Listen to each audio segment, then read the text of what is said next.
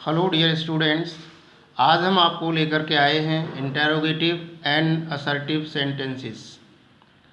हम इनका आपस में कन्वर्जन आपको सिखाएंगे। असर्टिव सेंटेंसेस से इंटेरोगेटिव सेंटेंसेस बनाना और इंटेरोगेटिव सेंटेंसेस से असर्टिव सेंटेंसेस को बनाना। बोर्ड परीक्षा में ये 2 अंक के पूछे जाते हैं। बाकी अनुवाद की दृष्टि से अंग्रेजी सीखने वाले सभी विद्यार्थियों के लिए ये टॉपिक अति महत्वपूर्ण है। आइए सीखते हैं interrogative sentences and assertive sentences. तो सबसे पहले हम ये सीखते हैं कि इंटेरोगेटिव सेंटेंसेस क्या होते हैं। वह वाक्य जिसको हिंदी में कहते हैं प्रश्नवाचक वाक्य, अर्थात जिस वाक्य में कोई प्रश्न पूछा जाए वह प्रश्नवाचक वाक्य होता है। A sentence in which A question is asked, वह वाक्य जिसमें एक प्रश्न पूछा जाता है वह प्रश्नवाचक वाक्य कहलाता है। प्रश्नवाचक वाक्य के अंत में सदैव एक प्रश्नवाचक चिन्ह लगा होता है, क्वेश्चन मार्क लगा होता है, वो जो कि ऐसा होता है। ये प्रश्नवाचक वाक्य 2 प्रकार के होते हैं। पहले नंबर के वे होते हैं जिनका उत्तर यस नो में दिया जा सकता है, जिन्हें हम yes no type questions, answer type questions भी कहते हैं। डायरेक्ट क्वेश्चन भी कहते हैं, पोलर क्वेश्चंस भी कहते हैं, टैग क्वेश्चंस भी कहते हैं। दूसरे प्रकार के वे प्रश्न होते हैं जो किसी प्रश्नवाचक शब्द से आरंभ होते हैं, जिन्हें हम भावर्ड्स भी कहते हैं, भावर्ड क्वेश्चंस भी कहते हैं। इन्हें इनडायरेक्ट क्वेश्चंस भी कहते हैं। बाई, वाट, वेन, वेयर आदि शब्दों से ये आरंभ होते हैं।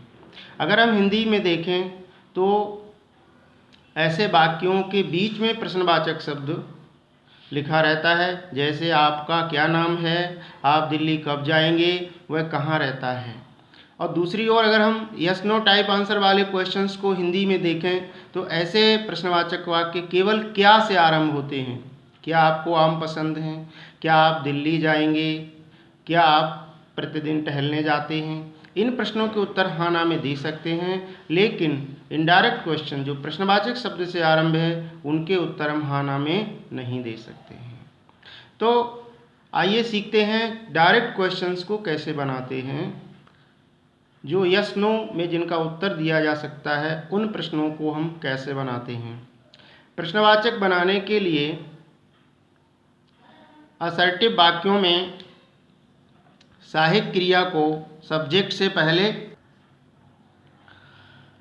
प्रश्नवाचक बनाने के लिए असर्टिव वाक्यों में सहायक क्रिया को सब्जेक्ट से पहले लगाते हैं तथा वाक्य के अंत में प्रश्नवाचक चिन्ह लगाते हैं।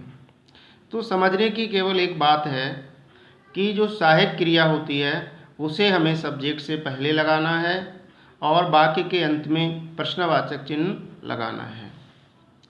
जैसे वाक्य मैं एक डॉक्टर हूँ, आई एम ए डॉक्टर, तो इसमें सहायक क्रिया है एम।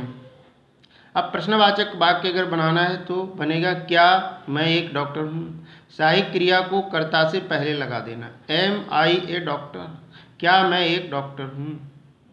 दूसरा वाक्य देखते हैं, असर्टिव वाक्य यू विल कम टुमारो, आप कल आएंगे।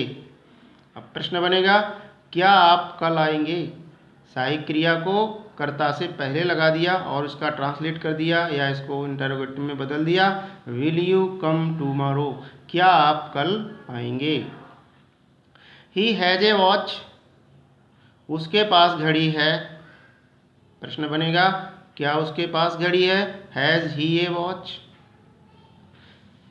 ही will be writing a letter, she will be writing a letter, वह एक पत्र लिख रही होगी। अब इसको इंटरोगेटिव बनाना है तो विल को सी से पहले लगा देंगे, will she be writing a letter, क्या वह एक पत्र लिख रही होगी। जैसा कि पहले बता चुके, हिंदी में ऐसे वाक्य क्या से आरंभ होते हैं। आगे देखते हैं, यदि वाक्य प्रेजेंट इंडिफिनिट टेंस में है तो सिंगुलर सब्जेक्ट एसएस अर्थात सिंगुलर सब्जेक्ट से पूर्व डज लगाते हैं तथा प्लूरल सब्जेक्ट से पूर्व डू लगाते हैं। दोनों दशाओं में वर्ब की फर्स्ट फॉर्म का प्रयोग होता है। कहने का भाव यह है कि अगर कर्ता एक वचन का है तो उसके पहले डज लगेगा, और कर्ता बहुवचन का है, प्लूरल सब्जेक्ट है, तो डू लगेगा। आइए, और दोनों दशाओं में मुख्य क्रिया की फर्स्ट फॉर्म का प्रयोग होता है। आइए देखते हैं उदाहरण। ही राइट्स ए लेटर, वह एक पत्र लिखता है। वह एक पत्र लिखता है, ही राइट्स ए लेटर। अब इसे हमें प्रश्न बनाना है, तो इसमें क्या करना है, कर्ता एक वचन का है तो कर्ता से पहले लगाएंगे does. Does he write a letter. वे एक खेल खेलते हैं। दे प्ले ए गेम, ये बहुवचन का कर्ता है। Do they play A game, क्या वे एक खेल खेलते हैं। सी कुक्स फूड, वह भोजन पकाती है, एक वचन है। Does she cook food, question mark लगाया, क्या वह भोजन पकाती है। इसी तरह से यदि वाक्य पास्ट इंडिफिनिट में है तो सिंगुलर और प्लूरल दोनों प्रकार के सब्जेक्ट के पहले डिड लगाते हैं तथा मुख्य क्रिया एम बी की फर्स्ट फॉर्म का प्रयोग करते हैं। जैसे ही रोट ए लेटर, उसने एक पत्र लिखा। तो क्या उसने एक पत्र लिखा, did he write a letter.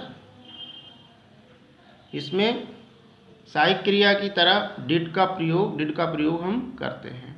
They bought some eggs, उन्होंने कुछ अंडे खरीदे। अब क्या उन्होंने कुछ अंडे खरीदे, तो क्या करना है, डिड को दे से पहले लगाना है। Did they buy some eggs. She went to Agra, वह आगरा गई, क्या वह आगरा गई। Did she go to Agra. अब देखिए तीनों प्रकार के टेंसेस में ध्यान देने की बात है। प्रेजेंट इंडिफिनिट में और पास्ट इंडिफिनिट में दोनों में हमने डू डज डिड के साथ क्रिया की फर्स्ट फॉर्म का प्रयोग किया है। तो ये बात हमको याद रखने की है कि डू डज डिड जहाँ प्रयोग होगा उनके साथ वर्ब की फर्स्ट फॉर्म का प्रयोग। दूसरे प्रकार के जो हमारे क्वेश्चंस होते हैं वे इनडायरेक्ट क्वेश्चंस होते हैं, जिन्हें हम बहावर्ड क्वेश्चंस भी कहते हैं। प्रश्नवाचक शब्दों को, ऐसे वाक्यों को बनाने के लिए प्रश्नवाचक शब्दों को हेल्पिंग वर्ब से पूर्व लगाते हैं, अर्थात सबसे पहले question word what, when, why, which, where, who आदि से आरंभ करते हैं। अर्थात अगर वाक्य हमारा प्रश्नवाचक शब्द से आरंभ है, हिंदी में अगर उसमें बीच में प्रश्नवाचक शब्द आया है तो उस प्रश्नवाचक शब्द की अंग्रेजी सबसे पहले लिखते हैं, इसके बाद सहायक क्रिया लिखते हैं, फिर सब्जेक्ट और अन्य शब्दों को लिखा जाता है। जैसे हिंदी में वाक्य होता है, मान लीजिए आपका क्या नाम है, तो क्या शब्द की अंग्रेजी सबसे पहले क्या लगाना है, व्हाट इज योर नेम, आपका क्या नाम है। उत्तर में जैसे हम कहते हैं माय नेम इज मोहन। अगला है आप कौन हैं, who are you, I am a teacher. Where, आप कहाँ रहते हैं, वेयर डू यू लिव, तो आई लिव इन दिल्ली। इस प्रकार से जो शब्द प्रश्नवाचक शब्द से आरंभ है वो सबसे पहले लिखा जाएगा, फिर सहायक क्रिया, फिर कर्ता, फिर मेन वर्ब और अन्य शब्द लिखे जाते हैं और बाद में प्रश्नवाचक शब्द लगा दिया जाता है। ये विधि थी हमारी प्रश्नवाचक वाक्यों को बनाने के लिए। आइए देखते हैं अब जो हमारे क्वेश्चंस हैं, जो इंटरोगेटिव सेंटेंसेस हैं, उनको हम असर्टिव में कैसे बनाएंगे, माना उनका हम साधारण विधि सूचक वाक्य या स्वीकारात्मक वाक्य कैसे बनाएंगे। तो जैसा कि बताया पहले, प्रश्नवाचक वाक्य का असर्टिव सेंटेंस बनाते समय हेल्पिंग वर्ब को सब्जेक्ट के बाद लिखते हैं तथा प्रश्नवाचक चिन्ह हटाकर फुल स्टॉप लगा देते हैं। क्या करेंगे, हेल्पिंग वर्ब को सब्जेक्ट के बाद लिखेंगे तथा प्रश्नवाचक चिन्ह हटा करके फुल स्टॉप लगाते हैं। बाकी था क्या वह एक पत्र लिख रहा है, is he writing a letter. अब हमने क्या करना है, ही के बाद इसको लिख देना, ये क्वेश्चन मार्क हटा करके फुल स्टॉप लगा देना। He is writing a letter, वह एक पत्र लिख रहा है। विल ही टीच यू, क्या वह आपको पढ़ाएगा, प्रश्नवाचक है।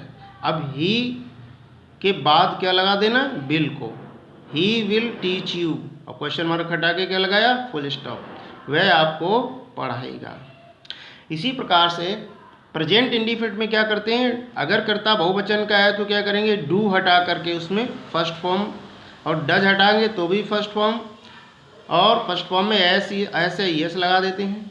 जैसे डू यू लाइक मैंगोज, अब डू हटा दिया, बहुवचन का है, फर्स्ट फॉर्म यूज कर दिया, यू लाइक मैंगोज, इसका था क्या आपको आम पसंद है, कसम। असर्टिव क्या हुआ, यू लाइक मैंगोज, आपको आम पसंद है। Does she Singh a song, क्या वह एक गीत गाती है। अब चूंकि एक वचन की तो डज हटेगा और फर्स्ट फॉर्म में एस या एस जुड़ता है। सी सिंग से सॉन्ग, वह एक गीत गाती है। इसी तरह पास्ट इंडिफिनिट में क्या करते हैं, डिड हटाते हैं, सब्जेक्ट के बाद सेकेंड फॉर्म लगाते हैं। जैसे did he write a letter, क्या उसने एक पत्र लिखा। अब असर्टिव बनेगा तो क्या होगा, डिड हटेगा तो क्या लगाना, second form, he wrote a letter, उसने एक पत्र लिखा।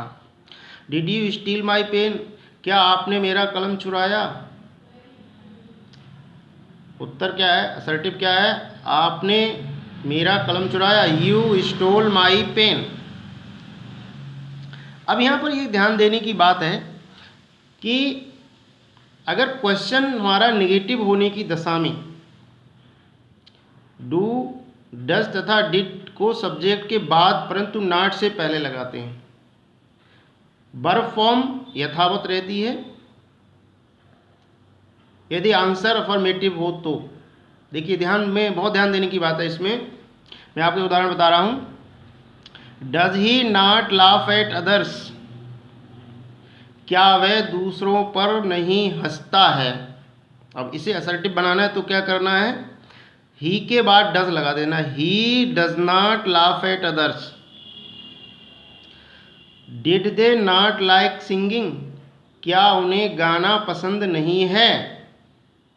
तो आसान बात तो ये है कि they did not like singing, simple सा असर्टिव बन जाएगा, they did not like singing.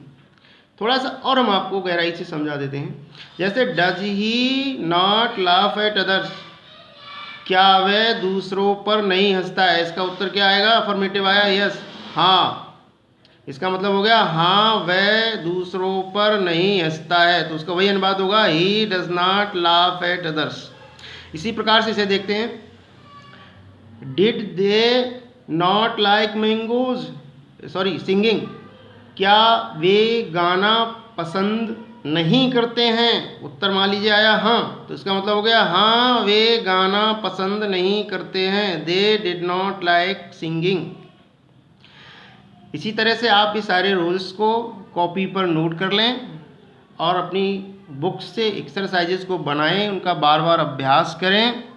Video पसंद आए तो आप सब्सक्राइब करें, लाइक करें, ताकि आपको मेरे सारे वीडियो सबसे पहले देखने को मिलें। Thank you.